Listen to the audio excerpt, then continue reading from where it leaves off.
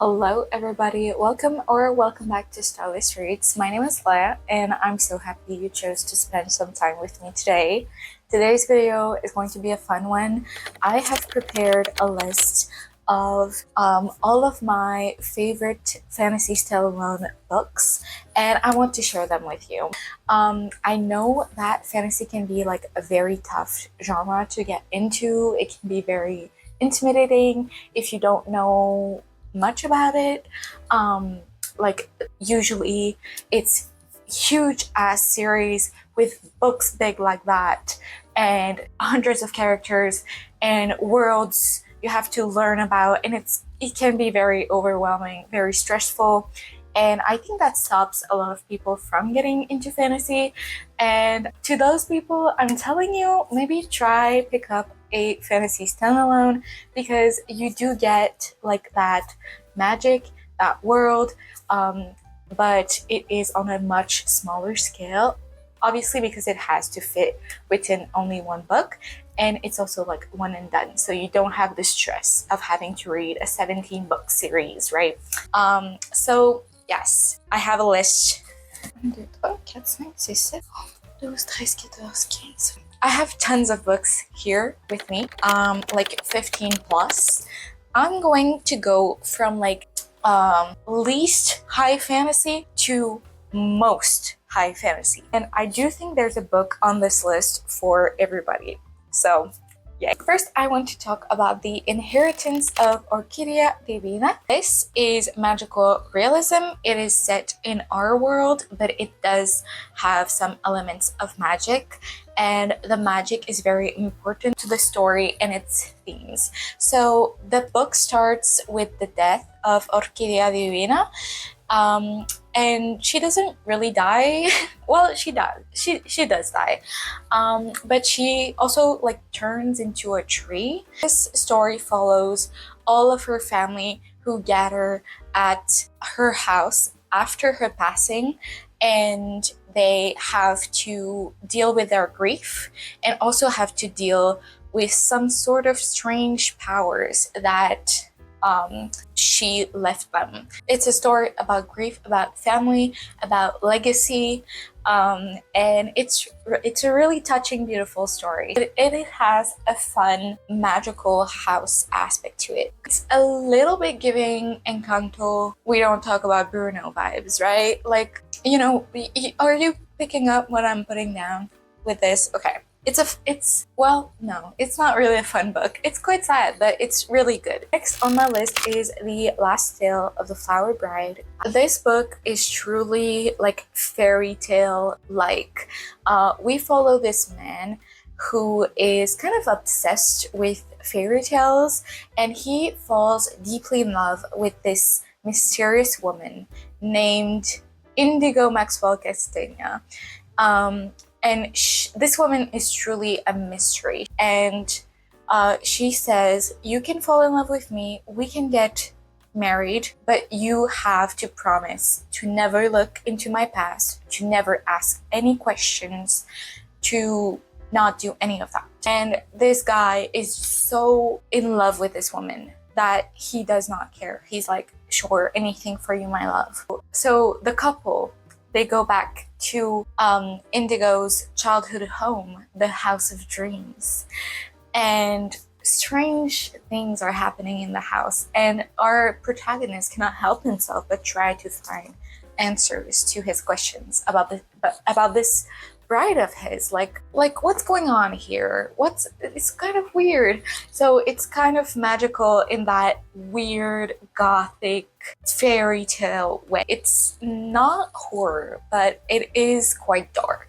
Next, I have Piranesi by Susanna Clarke. This book is so hard to describe. In this book, we're following Piranesi, our main character, who's a guy who lives in this weird house. He calls it a house. It's not really a house, it's more like the world. This guy, Piranesi, lives in the house alone and kind of reveres the house, and he lives to explore the house. Like basically this house is his god. He loves to learn about the house and everything, right? And there is one other who's kind of a visitor. He comes by once in a while, but he doesn't live in the house like Piranesi does. He's just passing by.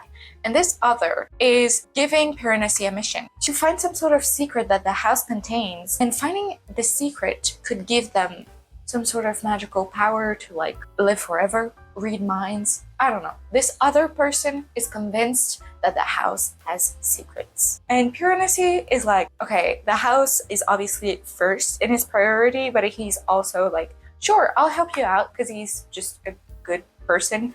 So yeah, we follow Piranesi discovering this weird, strange place. And it's a weird ass book. It's a weird ass book. It's really hard to describe, but I would say it's still fantasy because it's weird. Because I've just recommended Piranesi, I know Piranesi is like a well-known, well-loved book. I want to recommend a book that's a little bit less known, but I think if you love Piranesi, you would love The Library at Mount Char. It's giving the Umbrella Academy.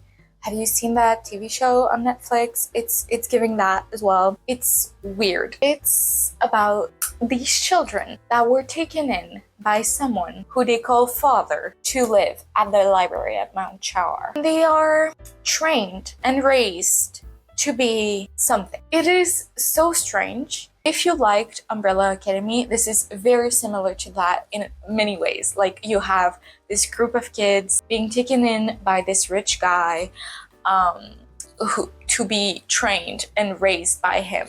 And then years later, the kids are now adults and the father has died. So they all have to reconvene at the house where they grew up, which is the library at Mount Char. And it's a weird ass book. It's weird. But if it's what you're looking for, then this is perfect for you.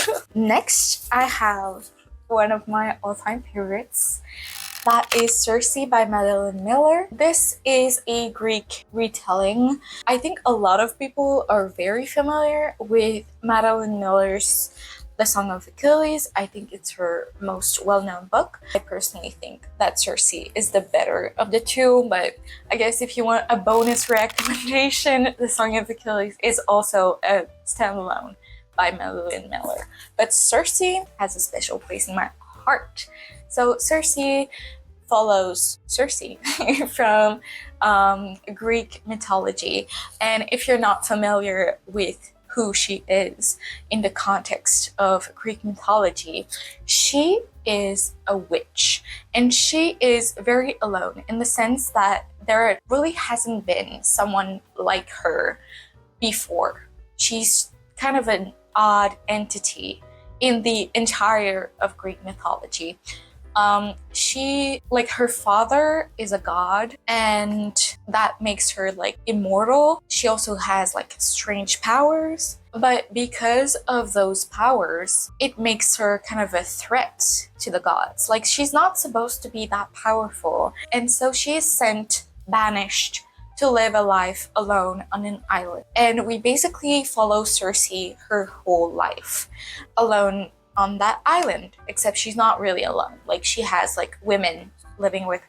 She has women living with her. No, not in that way. I wish. No, but she has like women, living servants living with her, and she also gets a couple of visitors throughout her years. And this is just a gorgeous, gorgeous story about the life of a woman and how she changes throughout her life, how she feels betrayed and lost. And it's a beautiful story. If you like Greek myth, maybe not Greek, but like myth retellings, like mythical stories, I think you would love the novella The City in Glass by Niveau. The book is about this mythical city that rises and falls, like the power and the life that can grow and evolve within a city, and also, die as the city falls. And it's also about these two immortal beings. One is an angel, one is a demon, and both of them are kind of controlling the fate of the city And they are immortal, so they kind of like follow each other through centuries, and they can see the city like changing through.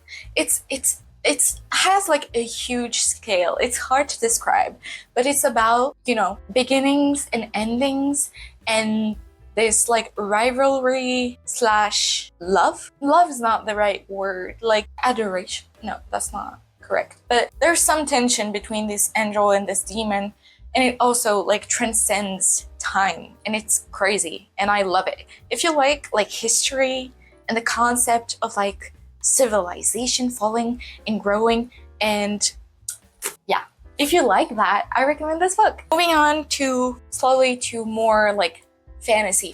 Here we have a fun YA fantasy, Sorcery of Thorns by Margaret Rogerson.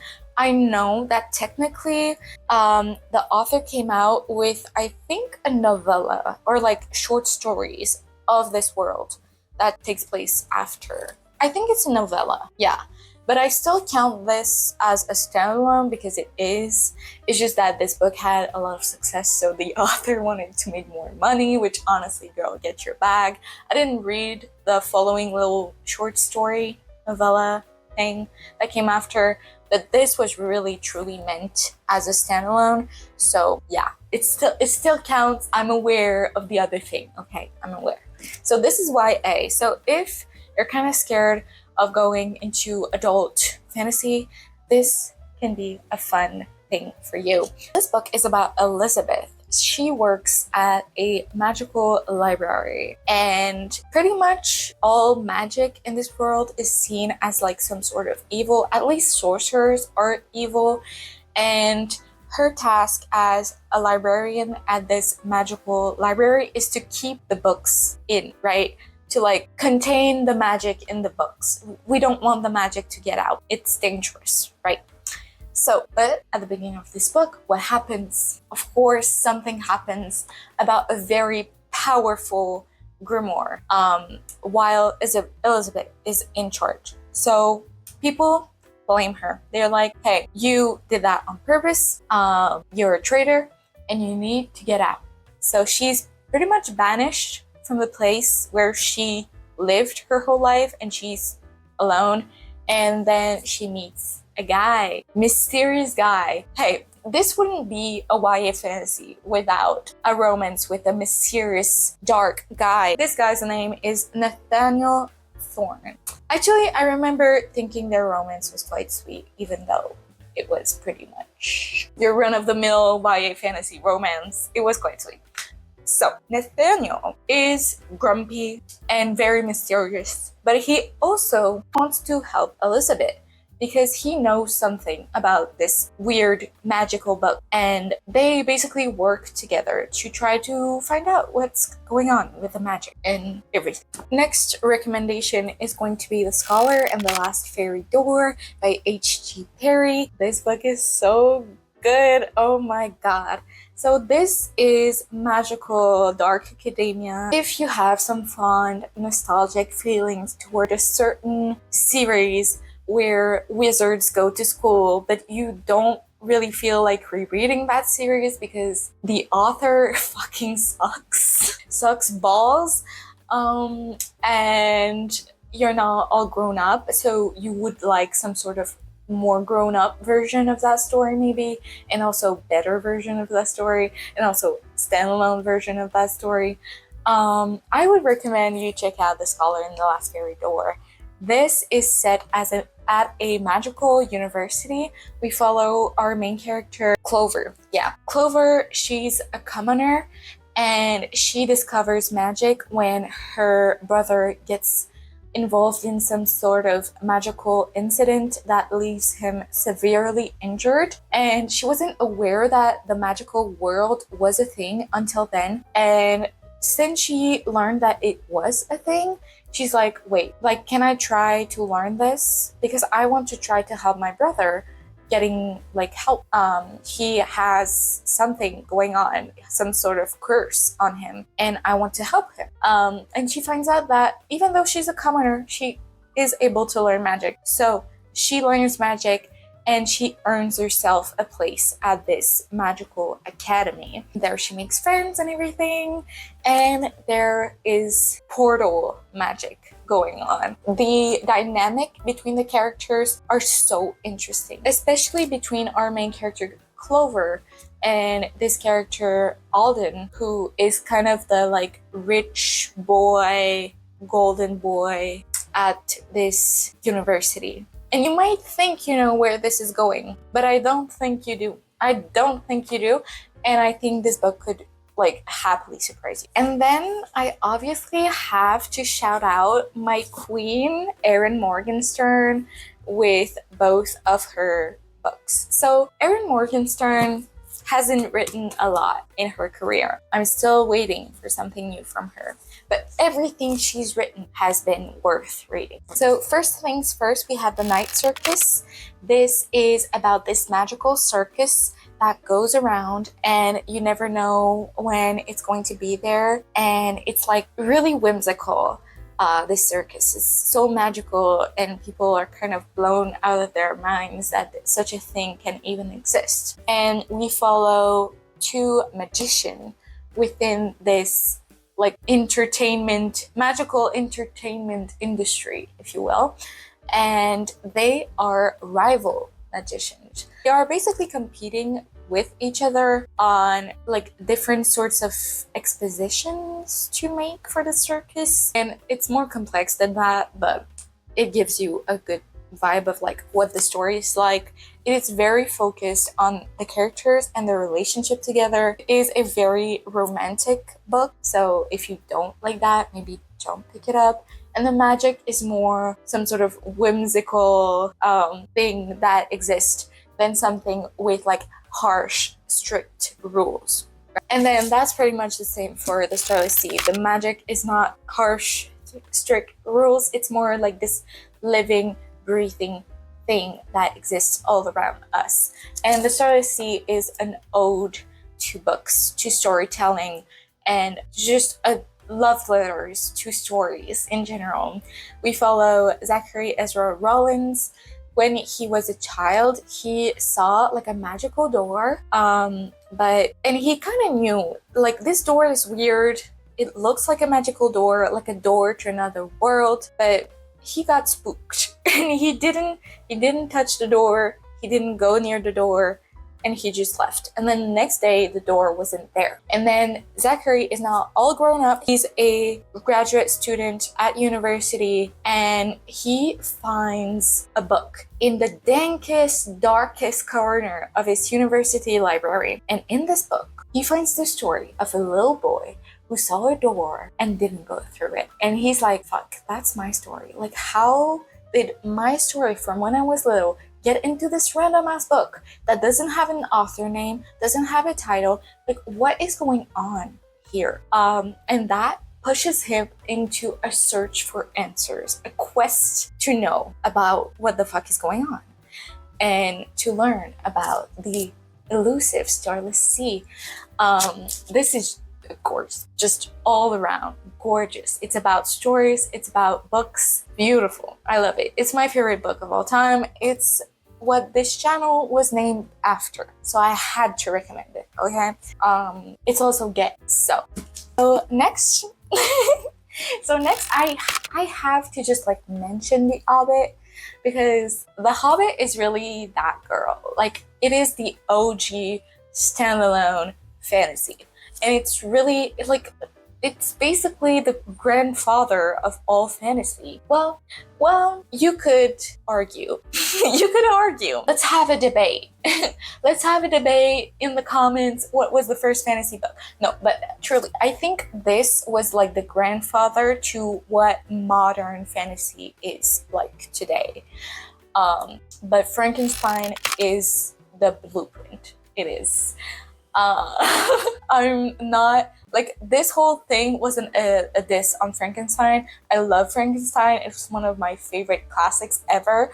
And yeah, so not a diss on Frankenstein. You should go check it out. But this is not a video about classics books, so I guess I didn't include it. But if you count it as a fantasy, bonus book recommendation for this video. Okay, back to Tolkien and The Hobbit. You know what this is about. And you also may be scared of this book. I was before I read it. I was scared of the whole Lord of the Rings thing before I read any books. This one was written for kids. It's really easy and you don't have to be scared. I was scared before getting into this. Turns out it's not that scary. So I put this on this list to tell you that it's not that scary. And if you're scared because it's an older fantasy work and you're not used to it, this is truly the blueprint. It's whimsical, it's fun.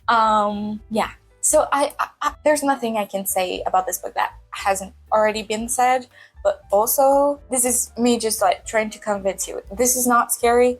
You can check it out. You can do that. So, now I have 2 books by the same author, and that is Brandon Sanderson. I know that Brandon Sanderson can be very intimidating to get into because he has this cosmere going on, basically like the book version of the Marvel Cinematic Universe. But you know how everything is kind of connected in the MCU? It's basically the same for Brandon Sanderson books. But that doesn't mean you cannot read the books alone.